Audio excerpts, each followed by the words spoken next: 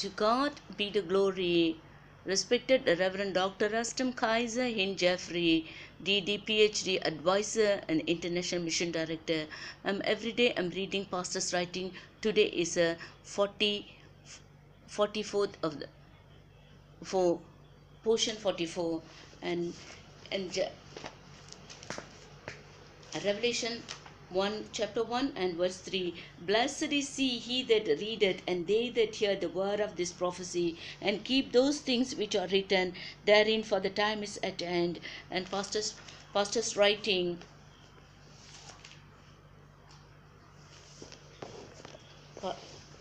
Today's pastor's writing. The blessing, the peace of God. One of the loveliest part of the dream of the new age was that in that there would be no more enmity between the beast or between men.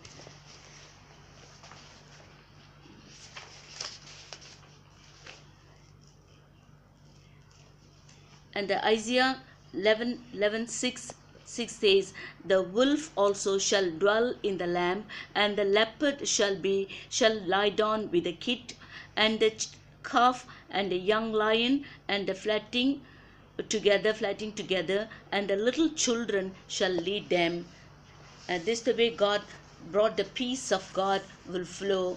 And there will be a new covenant between man and the beast of the field, even as a child will be or to play where the poisonous reptile and their holes of their dens. He shall in all nature there will be a universal relief friendship in which none will wish to do another any harm.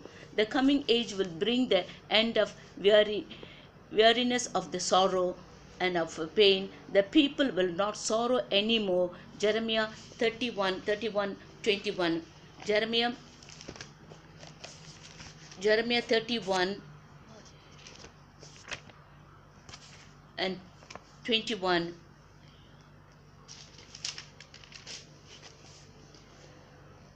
The coming age will everlasting joy will be upon the earth. There will be no more such a thing as the ultimately death. No man will say, I'm sick.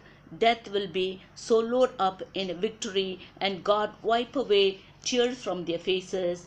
Disease will be withdraw.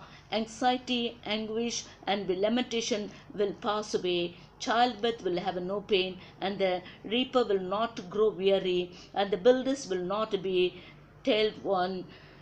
The age to come will be the one when what Virgil called the tears of things will be no more. The age to come will be one age of righteousness. There will be perfect holiness among men. Mankind will be a good generation living in the fear of God in the days of mercy. Psalms of Solomon 17:25.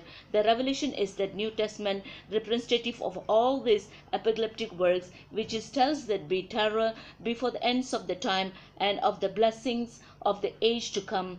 It is uses all the familiar imaginary. It may often to be difficult and even unintelligible to us, but for the most part it was using picture and ideas which those who read it would know and understand. The author of Revelation, the Revelation was written by the man called John. He began by the saying that God sent the vision. He is going to relate to his servant John. He began the body of his book by saying that it is from John to the 7 churches in Asia. He speaks of himself as a John the brother and the companion in a tribulation of those whom he returned.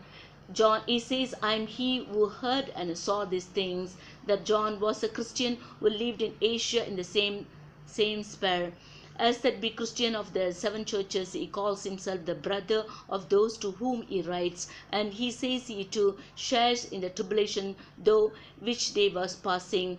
He was most probably a Jew of Palestine who had come to Asia Minor land in life. We can reduce that from that kind of Greek he writes. It is vivid, powerful, and patronial, but that point of view of the grammar, it is easily the worst Greek in the New Testament. He makes mistake, which is be schoolboy who knew Greek would makes Greek in is certainly not his native language, and it is be often dear that it is writing in Greek and thinking is Hebrew. He is steeped in the Old Testament. He questions it or be alludes to is that 245 times. The quotas come from about 20 Old Testament books. In a favorite are Isaiah, Daniel, Ezekiel, Psalmist, Exodus, Jeremiah, Zechariah. Not only does he know of the Old Testament intimately, he is also familiar with an apocalyptic books written between the New Testament. He claims from himself is he is a prophet, not it is on that fact that he rest his night to speak. The command of the risen Christ to him is that he must prophesy.